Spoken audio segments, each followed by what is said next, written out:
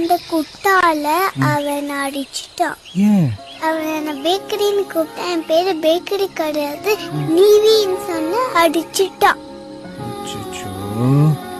நீ அவன் எதுவும் பண்ணலையா?